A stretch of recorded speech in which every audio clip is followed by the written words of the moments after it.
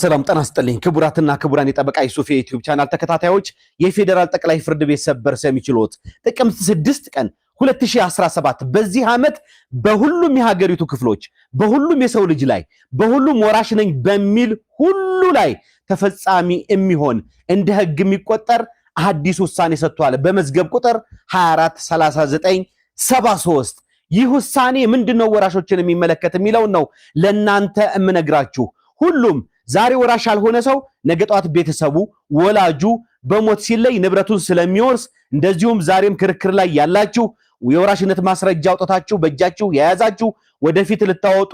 እምታስቡ ሁሉም የሰው ልጅ ይሄን መስማት አለበት እስከ ዛሬ ለናንተ ካቀረብኳቸው የህግ ምክርና ትንታኔዎች ይሄንን የህግ ምክርና ትንታኔ በመጀመሪያ ደረጃ እማሰልፈው ነው በጣም ጠቃሚ ነው ለሁሉም ኢትዮጵያዊ ወንድም እህቶቻችሁ ሸር እንድታደርጉላቸው ሁሉም ሰው ይሄን ማወቅ አለበት ይሄንን ካላወቀ በውርስ ክርክር መብቱን ያጣል የውርስ ድርሻውን ያጣል ምክንያቱም በጣም ስሬስ የሆነ የህግ ውሳኔ ስለሆነ ማለት ነው ጉዳዩ ምንድነው እንግዲህ ወራሾች እንደምታውቁት የሟችን ንብረት ለመውረስ የወራሽነት ማስረጃ ከፍርድ ቤት አስቀድመው ያወጣሉ እንግዲህ በነበረው አሰራር ምንድነው የወራሽነት ማስረጃ ከፍርድ ቤት ያወጣሉ ከዛ በኋላ በማንኛውም ጊዜ የውርስ ንብረቱን ድርሻቸውን የሚጠይቁበት ሁኔታ ነበር ለዚህም የሚደግፉ ከዚህ በፊት የፌደራል ጠቅላይ ፍርድ ቤት ሰበር ሰሚ ችሎት በ5 ዳኞች የሰጣቸው የሰበር ውሳኔዎች ስላሉ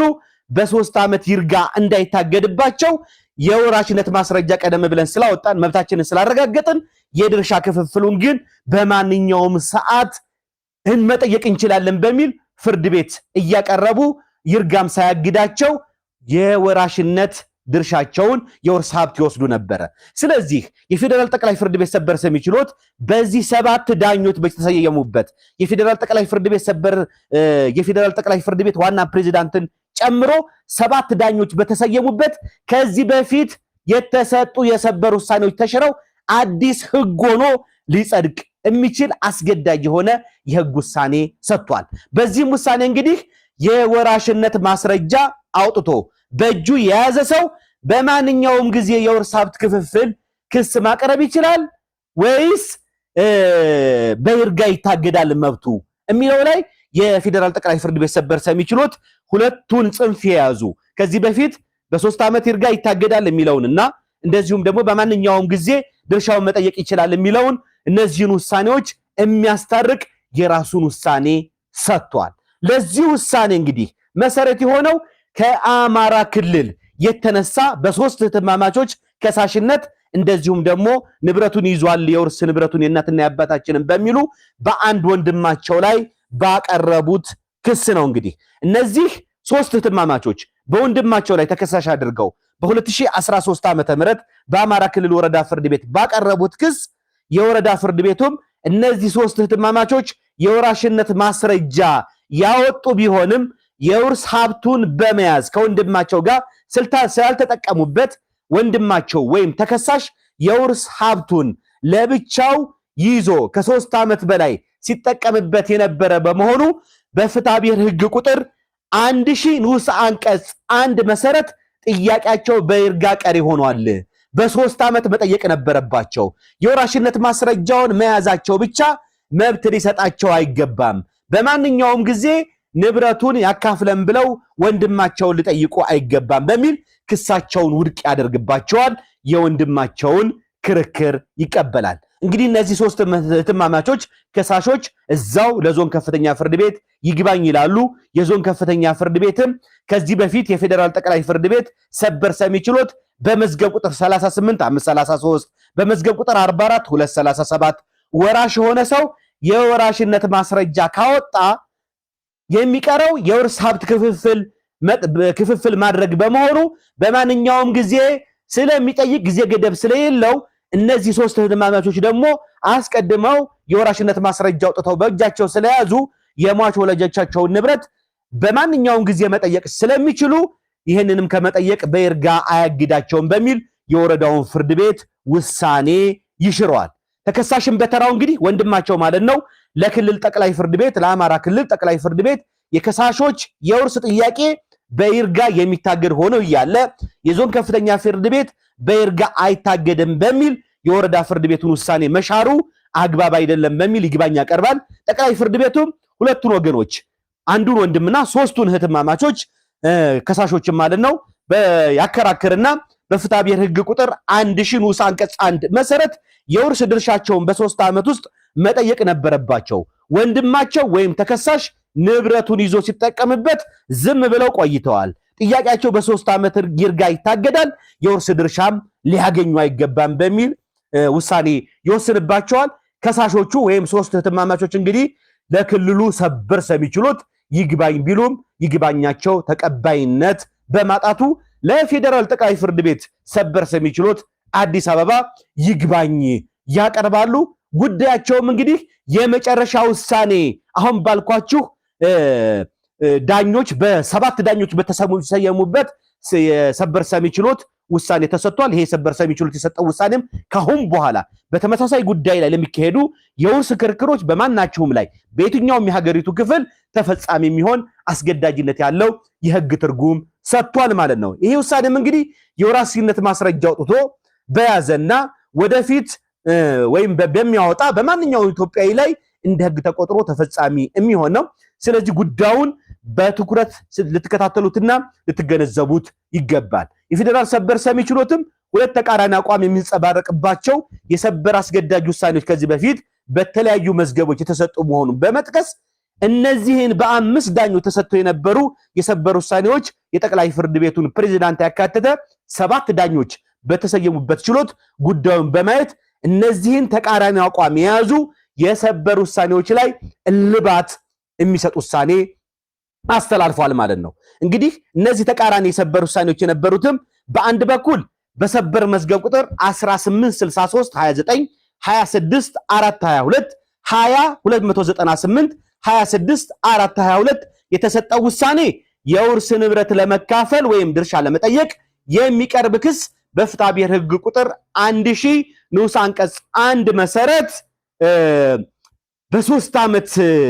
ካልቀረበ በይርጋ የሚታገድ መሆኑን ውሳኔ የተሰጠበት ሲሆን በሌላ በኩል ሌላ ጽንፍ ውሳኔ ደግሞ ከዚህ በፊት ተሰጥቶ የነበረው በመዝገብ ቁጥር 20 52 48 44 237 38 533 በሆኑ መዝገቦች እና ሌሎች መዝገቦች ተሰጥቶ የነበረው ውሳኔ ደግሞ የውርስ ድርሻ ለመካፈል ለመጠየቅ የሚቀርብ ክስ ጊዜ ገደብ የሌለው መሆኑንና ውሳኔ የተሰጠበት ነበር። በ7 ዳኞችም እንዲታይ የተደረገውም ይህንን ቅራኔ ለማስቀረትና ተከራካሪዎች ካሁን በኋላ ወጥና አንድ አይነት የሆነ ትርጉም ለመስጠትና ከዚህ በኋላ ወደ ፍርድ ቤት የሚመጡ ጉዳዮች እንዲህ አይነት ጉዳዮች ያለምንም ልዩነት ከፍርድ ቤት ፍርድ ቤት ከዳኛ ዳኛ የተለያየ ውሳኔ እንዳይሰጥ ወጥ የሆነ ውሳኔ ከክልል የትኛውም ክልል ከየትኛውም የኢትዮጵያ ጠረፍ እስከ ፌደራል ያሉ ፍርድ ቤቶች አንድ አይነትና ተመሳሳይ ውሳኔ በተመሳሳይ ጉዳይ ላይ እንዲሰጡ ነው። በመሆኑም እንግዲህ 7 ዳኞች የተሰየሙበት ሰበር ሰሚ ችሎት ጥቅምት 6 ቀን 2017 ዓ.ም በሰበር መዝገብ ቁጥር 24 39 73 ከእንግዲህ ውዥንብር በማይፈጥር ሁኔታ የውርስ ንብረት ለምትከራከሩ በሙሉ እፎይታን የሚሰጥ ውሳኔ ሰጥቷል። በውሳኔውም የወራሽነት ማስረጃ መያዝ ብቻውን በማንኛውም ጊዜ የውርስ ድርሻ ለመጠየቅ የውርስ ንብረት ክፍፍል ክስ ለማቅረብ መብት አያጎናጽፍም። በፍትሐ ብሔር ሕግ ቁጥር 1000 ንዑስ አንቀጽ 1 መሰረት ወራሽ በሆኑ ሰዎች መካከል ያለው የውርስ ድርሻ መጠየቂያ ጊዜ የይርጋ ጊዜ 3 ዓመት በመሆኑ የውርስ ሀብቱ በሌላኛው ወራሽ መያዙን ካወቀበት ሌላኛው ወራሽ ጀምሮ በ3 ዓመት ውስጥ ጥያቄውን አቅርቦ ክስ አቅርቦ ድርሻውን ካልጠየቀ ጥያቄው በይርጋ ውድቅ ነው የሚሆነው። የውርስ ሀብት መካፈል መብቱንም ያጣል ሲል የመጨረሻ ውሳኔ ሰጥቷል። እንግዲህ ከዚህ ጋር ተያይዞ ወራሾች በማንኛውም ጊዜ የውርስ ድርሻቸውን በፍትሐ ብሔር ሕግ ቁጥር 1062 መጠየቅ ይችላሉ። ይህ የሚሆነው ግን የውርስ ማጣራት ከተከናወነ በኋላና የውርስ ማጣራት ተከናውኖ የውርስ ሀብቱ ከታወቀ ብቻ ነው እንጂ የወራሽነት ማስረጃ ይዞ ቁጭ ብሎ ውርስ ሳያጣሩ በማንኛውም ጊዜ የንብረት መካፈል መብት አለኝ በሚል የፍትሐ ብሔር ሕግ ቁጥሩን 1062 በመጥቀስ ከዚህ በፊት ፍርድ ቤት እንደሚቀርቡ ክሶች አሁን አቅርቦ መብትን ማስከበር አይቻልም። ስለዚህ የፕሮግራም አድማጮች ተመልካቾች ከፍተኛ የሆነ ጥንቃቄ ያስፈልጋችኋል። ወራሽ ሆናችሁ ነቅታችሁ መብታችሁን ተጠቀሙ። የወራሽነት ማስረጃ ብቻ አውጣታችሁ አይ እኔ የወራሽነት ማስረጃዬን እኮ አውጥቻለሁ ስለዚህ ብላችሁ ሌሎች ወራሾች ንብረቱን ይዘውት እየተጠቀሙበት እየተገለገሉበት በጋራ ሳታስተዳድሩ ንብረቱን ቁጭ ካላችሁ የውርስ ጥያቄ ስታቀርቡ ሌሎች ወራሽ የሆኑ እህት ወንድሞቻችሁ ሊሆኑ ይችላሉ። ሌሎች የወራሽነት መብት እርስ በራሳችሁ ተተኪ ወራሾች ሊሆኑ ይችላሉ። እንደየወራሽነት ደረጃው ይሄንን የይርጋ መቃወሚያ ሊያቀርቡባችሁ ይችላሉ። የወራሽነት ማስረጃ ብቻ ነው አውጥቶ ቁጭ አለው አውጥታ ቁጭ አለችው መብቷን በ3 ዓመት የይርጋ ጊዜ አልጠየቀችም ውድቅ ነው ልትባሉ ትችላላችሁ። ከዚህ በፊት እንዲህ አይነት መቃወሚያ ሰዎች እንዳይቀርብባቸው ይሄን ቅድም ያልኳችሁን የፍትሐ ብሔር ህግ ቁጥሩን 1062 በመጠቀም ቀጥታ ውርስ ይጣራልኝ ምናምን የሚለውን ይተውና ቀጥታ የወራሽነት ማስረጃ አውጥተናል ስለዚህ የውርስ ድርሻ ክፍፍል ይደረግልን ብለው ቅድም እነዛ የተሻሩትን የሰበሩ ውሳኔዎች ጠቅሰው ፍርድ ቤት ሲያስወስኑ ነበር። ከዚህ ከ3 ዓመት ይርጋ መቃወሚያ ለማምለጥ ማለት ነው። አሁን ግን ይሄ ቀርቷል። ስለዚህ የወራሽነት ማስረጃ አውጥታችሁ እጃችሁ ላይ ያያዛችሁ ወደፊት የምታወጡ እንደዚሁም ወደፊት ደግሞ የዘመዳችሁ አውራሻችሁ በሚሞትበት ጊዜ ወራሽ ልትሆኑ የምትችሉ ሰዎች ይሄ ህግ ምክርን በጣም ወሳኝ ነው ቅድም እንዳልኳችሁ። ስለዚህ እንዳያመልጣችሁ። ይሄ ደግሞ ሁሉም ሰው ህግን ማወቅ አለበት። ህግን አውቆ ለንብረቱ እንዲቆም ከሰዎች